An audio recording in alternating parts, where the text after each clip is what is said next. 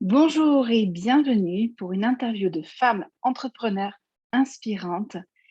J'ai le plaisir de vous partager des témoignages de femmes qui, à un moment donné, ont décidé de reprendre leur vie en main, puis de se lancer aussi dans l'entrepreneuriat.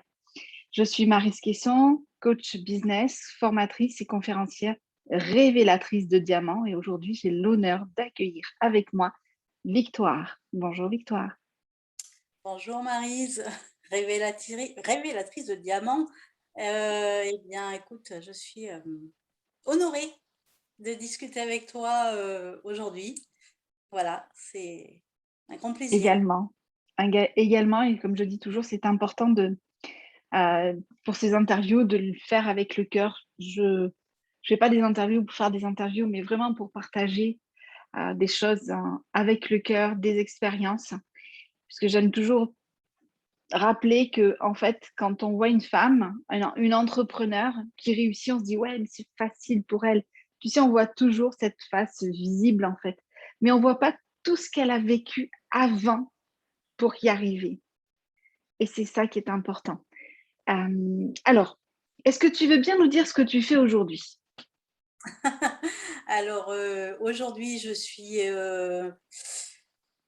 je vais utiliser le mot coach, même si c'est pas forcément le mot qui me définit le mieux, puisque je Mhm, vais plus dans la transmission de connaissances.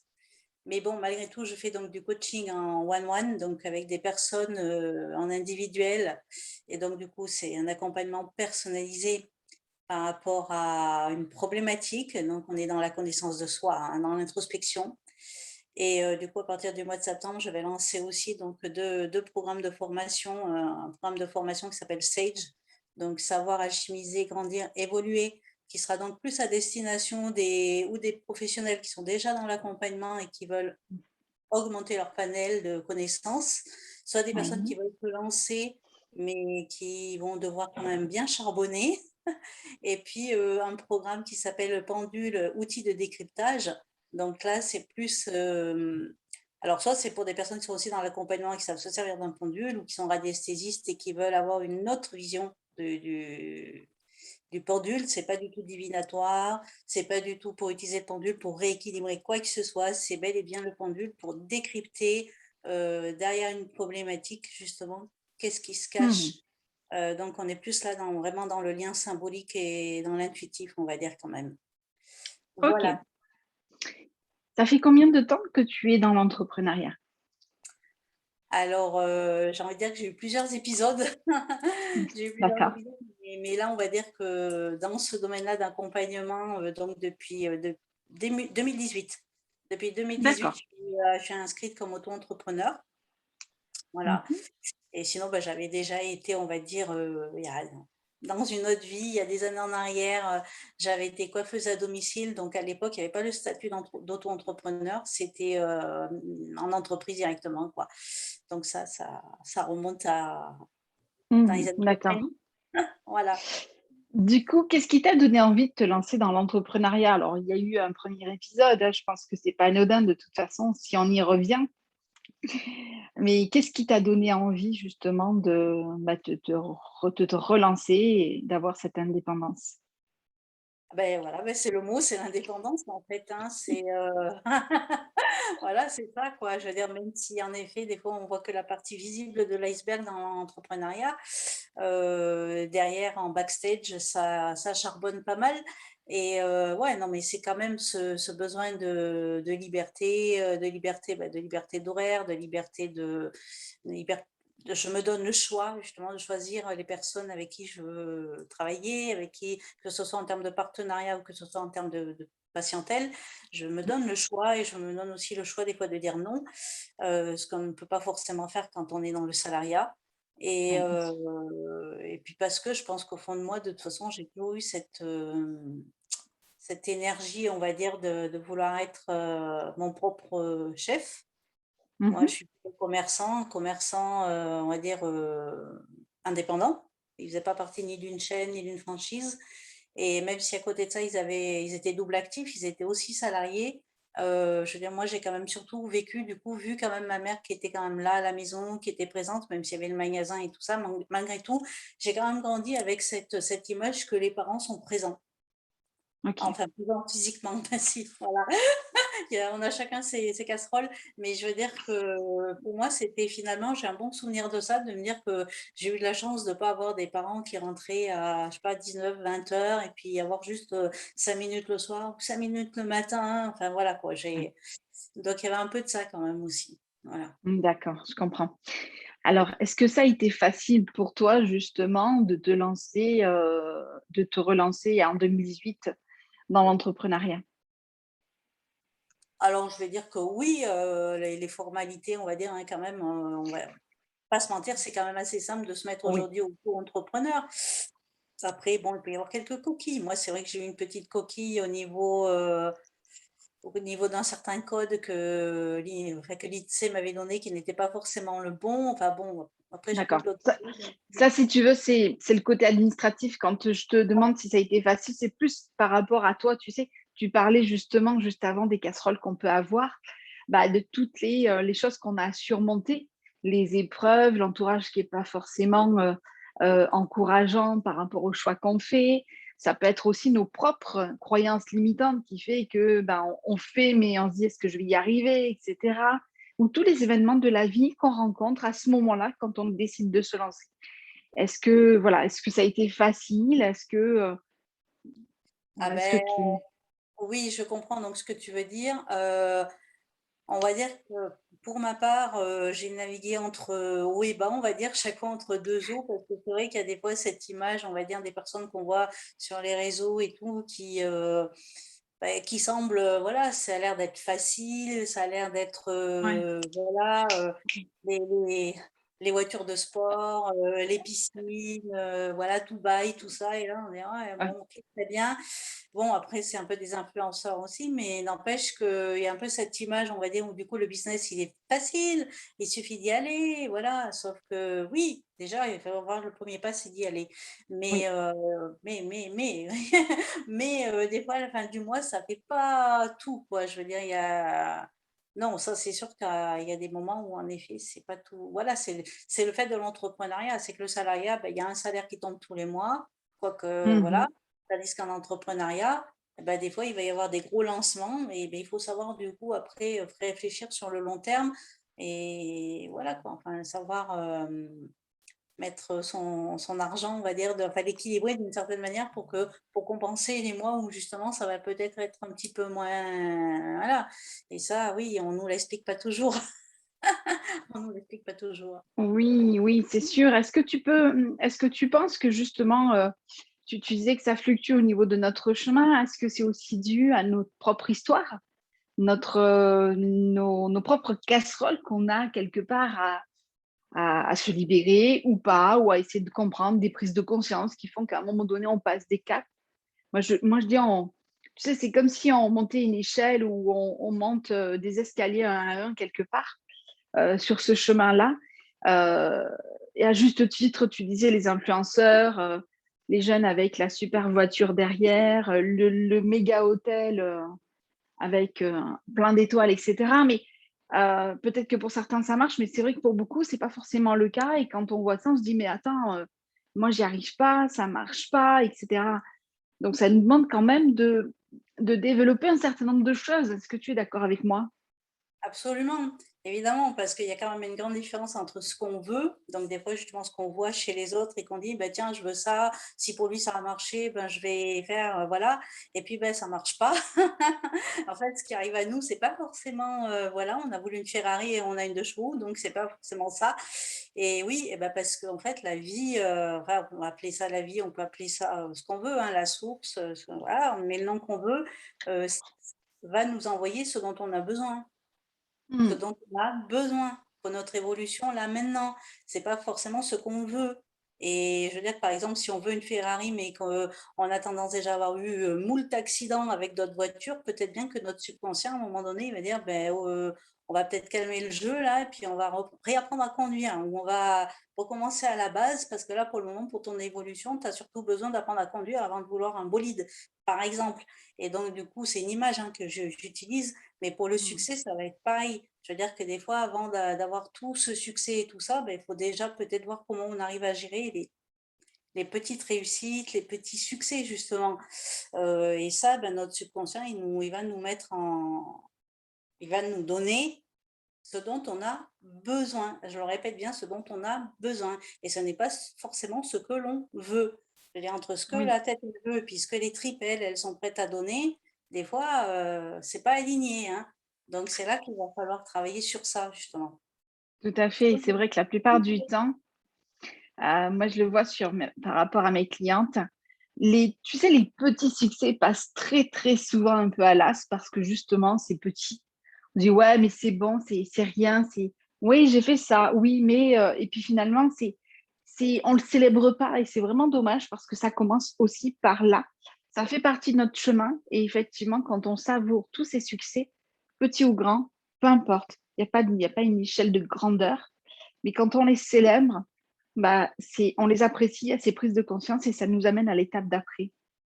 Et c'est ce que tu viens de dire quelque part. Et c'est ça, parce que si on célèbre nos petites victoires, ça veut dire qu'on se donne de la valeur. Oui, On se donne de la valeur, nous, c'est-à-dire qu'on ne l'attend pas de l'extérieur, là on se la donne à nous. Et donc là, le message aussi qui passe au niveau de notre subconscient, c'est: ah, tiens, elle commence à s'aimer, ah, tiens, elle commence à se respecter, ah, tiens, elle commence à s'apprécier, ah, donc on peut donner le niveau supérieur, du coup, puisqu'elle est capable de. Voilà, et c'est comme ça que c'est ça ça. fonctionne. C'est que dès l'instant où on arrive à sortir, on va dire, du besoin de reconnaissance de l'extérieur, même si ça fait du bien à l'ego, hein, mais Bien sûr. de se le donner soi-même, et ben du coup, on va, voilà, parce qu'en fait, on attire ce que l'on croit. Donc, plus on va appuyer sur une croyance, plus on l'attire, et plus du coup, ça nous confirme notre croyance. Donc, du coup, on se dit: ah ben, on a raison de croire ça, et voilà. Donc, c'est un cercle vertueux qui s'installe. Alors que souvent, on est dans un cercle vicieux, justement. On a plutôt tendance Ouais. à se dévaloriser. Donc, du coup, on croit que, donc, on attire de la dévalorisation. Donc, ah ben, j'ai raison d'être dévalorisé, hein, voilà. Mm. Voilà. Oui, tout à fait. La deuxième chose à laquelle, ben, si tu veux, ce que tu nous partages, ça me fait penser, c'est que quelquefois, tu sais, on veut des choses et puis en fait, ça nous correspond pas à nous. Et dans ce chemin-là, quelque part, dans ce chemin d'entrepreneuriat, ça nous amène à faire alors, j'aime pas beaucoup le mot de travail intérieur, mais euh, de se reconnecter à qui nous sommes vraiment, à notre être, pour justement avancer sur notre chemin. Oui, parce que justement, j'en reviens un peu du coup aux influenceurs ou tout ça qui sont dans n'importe quel domaine, hein, mais même dans l'entrepreneuriat, euh, on va avoir tendance à vouloir modéliser une personne pour X raisons, Oui, sauf que cette personne, eh ben, elle, je sais pas, son process fonctionne pour elle. oui, C'est-à-dire, c'est par exemple le Morning Miracle, là, de je ne sais plus qui. Voilà, quoi, il faut se lever à 5 heures du matin et il faut faire ta, ta, ta, ta, ta, ta. Oui, oui, c'est oui, bien pour certaines personnes. Pour la personne qui l'a mis en place, par exemple, c'était bien ça a pour elle. fonctionné. Mm, Elle a partagé, machin, et pour d'autres, eh ben oui, c'est très bien, ils ont besoin de tout ce temps-là pour faire des choses-là, mais mm. c'est pas ça. C'est pas parce qu'on va se lever à 5 heures du matin tous les jours qu'on va devenir multimillionnaire. Il y en a, ils sont multimillionnaires en se levant à midi. Je veux dire, voilà, c'est encore une fois, c'est OK, modéliser quelqu'un, mais jusqu'à quel point? Je veux dire, si ça rentre pas en adéquation avec nous, il faut savoir se dire: «Bah, non, c'est son truc et ça marche pour lui, mais c'est pas le mien». C'est Voilà, ça. c'est pas le mien, et c'est J'adore pas ce que tu nous partages. J'adore parce que bah, sur plusieurs points, ça me fait penser à tellement de choses. Effectivement, le Miracle Morning, j'ai lu le livre de Hall Herald que j'adorais. Hein. J'ai essayé, j'ai juste essayé. Moi, 5 heures du matin, ça ne le fait pas, j'y arrive absolument pas et ça ne me correspond pas du tout. Et si tu veux, ce que j'ai noté, c'est qu'en fait, on finit par s'imposer quelque chose, dire non, non, il faut que. Ok, j'ai les informations, de ce qui est bon pour avoir une vie de qualité équilibrée. OK? Donc, avec le Miracle Morning, on a les saveurs. Mais ça, et si je m'écoutais à moi pour savoir à quel moment je vais les mettre? mais Et du coup, c'est je me suis complètement détachée. C'est ce que j'ai fait parce qu'à un moment donné, bah, tu l'as dit, ce qui fonctionne pour quelqu'un ne va pas forcément fonctionner pour l'autre. Et là, ça demande de s'écouter. Et c'est pareil, ça me fait penser, alors la même chose, hein, au niveau des stratégies marketing. Tu dis oui, tu fais le lancement comme ça, tu vas faire 10 000 € en 2 jours, machin, etc. Ok, la personne l'a fait, ça a marché. Toi, tu le fais, ça marche pas. Pourquoi? Parce que c'est pas aligné avec qui tu es. Tout simplement. Cette stratégie, elle fonctionne pour X personnes, mais pas pour toi. Et on est beaucoup à avoir eu tendance à faire ça. Moi, je me suis lancée aussi, j'ai suivi plein de formateurs, plein de stratégies, et tu te dis, mais finalement, ça fonctionne pas. Et non, c'est comment j'ai envie de communiquer, quoi. Tout simplement. C'est exactement ça, et j'allais y venir justement à ces stratégies marketing ou les stratégies réseau, justement, par exemple les réseaux comme Instagram qui nous disent dans la bio, il faut mettre ça, il faut mettre ça, il faut mettre ça, voilà, il faut cibler. Ah ça, j'adore ce truc, la clientèle cible. La clientèle cible, alors ça, moi, c'est un truc sur lequel j'ai toujours bloqué parce que du coup, déjà, je suis multipotentielle, donc je me dis à qui je m'adresse. Et puis j'aimerais, alors voilà, moi, je pose la question, est-ce que vous pensez honnêtement qu'un gars comme Michael Jackson, quand il enregistre un album, est-ce qu'il se disait, je m'adresse aux adolescentes entre 12 et 15 ans? Est-ce que je m'adresse au peuple noir? Est-ce que je m'adresse au... Non, il a toujours dit, je m'adresse à l'humanité. Ouais, Voilà. Il ouais. s'est jamais ciblé, voilà, il est artiste, point, mais il s'est jamais mis dans une cible, avec une clientèle cible en se disant, je m'adresse à telle personne et il n'y a que ces personnes qui vont venir me voir. Mais non, lui, justement, il était infini. Donc, il s'adresse à tout le monde, de 7 à 99 ans, et puis même de la naissance à la mort, et à toutes les races. Et c'est ce qui a fait de toute façon son aura, et c'est ce qui a fait qu'aujourd'hui, ben voilà, il est toujours Complètement. aussi puissant. Donc, moi, ce problème de clientèle cible, ça me pose un vrai problème. D'abord parce que je suis multipotentielle et que du coup, ma cible, mais je sais pas moi, ça peut être une femme, ça peut être un homme, ça peut être un Ouais, jeune, ça peut ouais. être un plus vieux, ça peut être...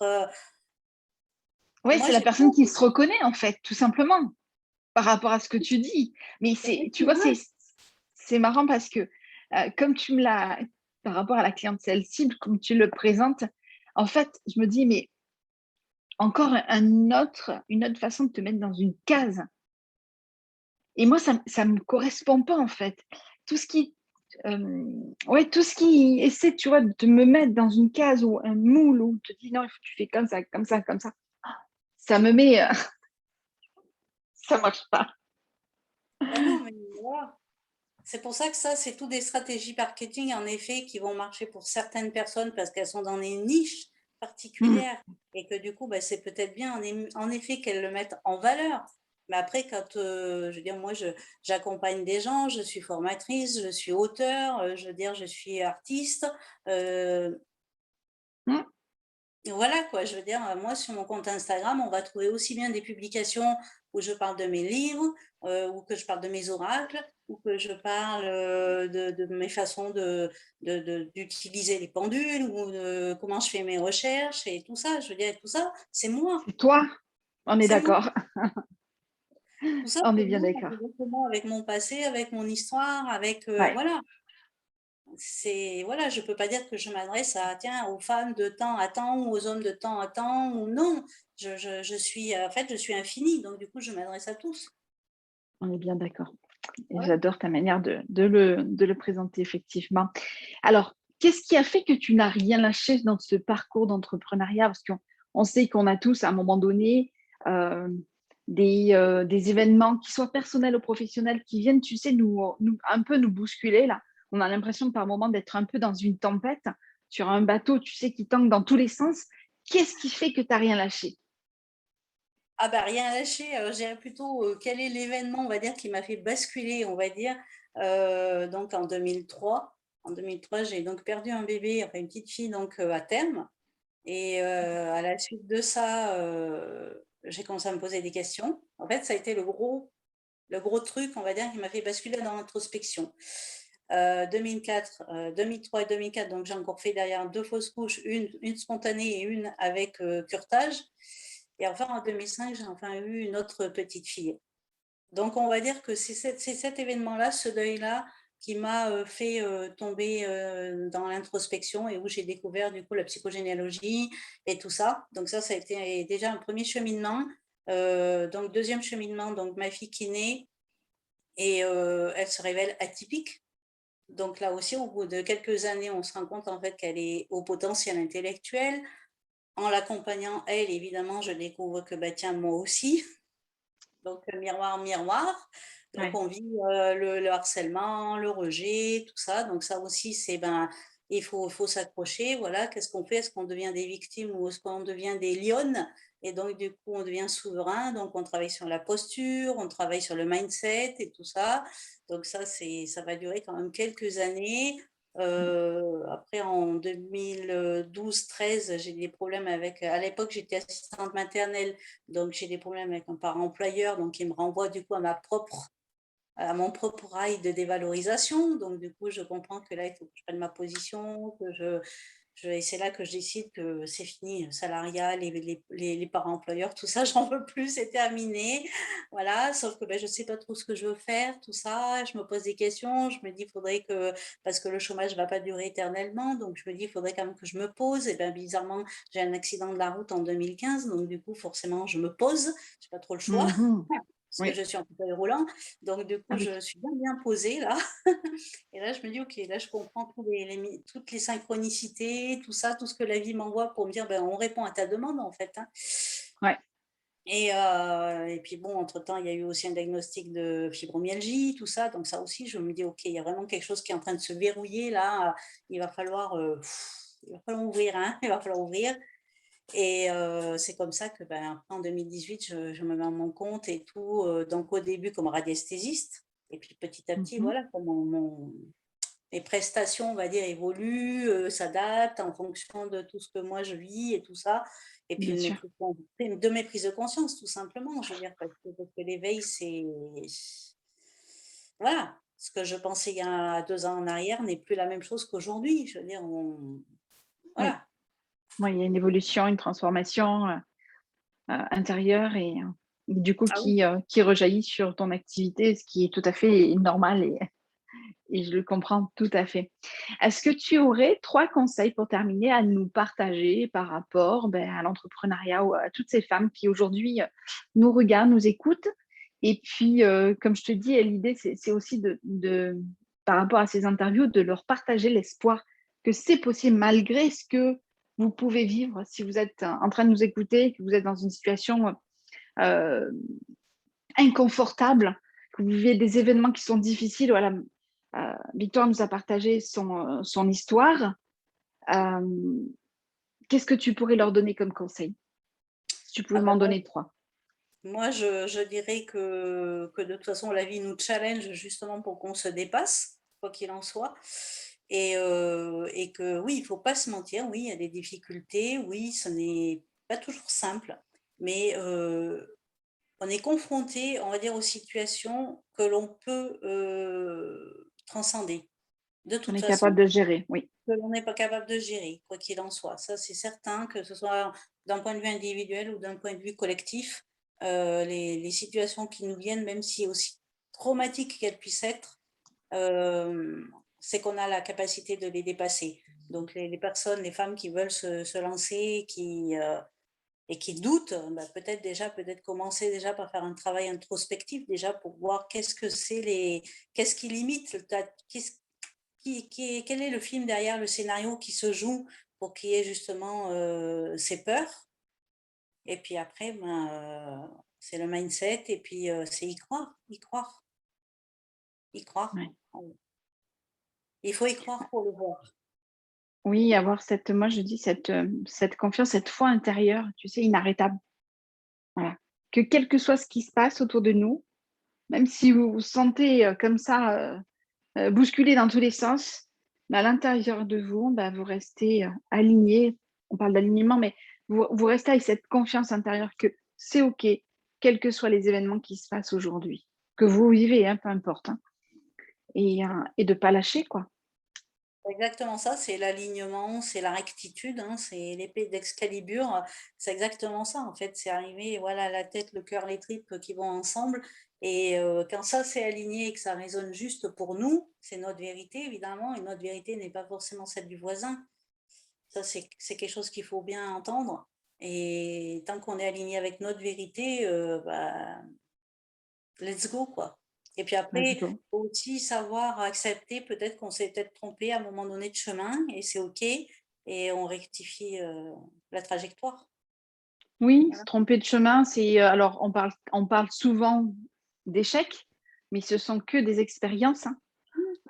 De toute façon, si on n'emprunte pas le chemin, on ne peut pas savoir ce que ça va donner Quoi et qu'on ait vécu quoi qu'on ait vécu, même si ça pourrait être vécu comme une erreur, de casting, quoi qu'on ait vécu, ça nous amène de toute façon des connaissances, ça nous amène, du savoir, ça nous amène de plein de choses.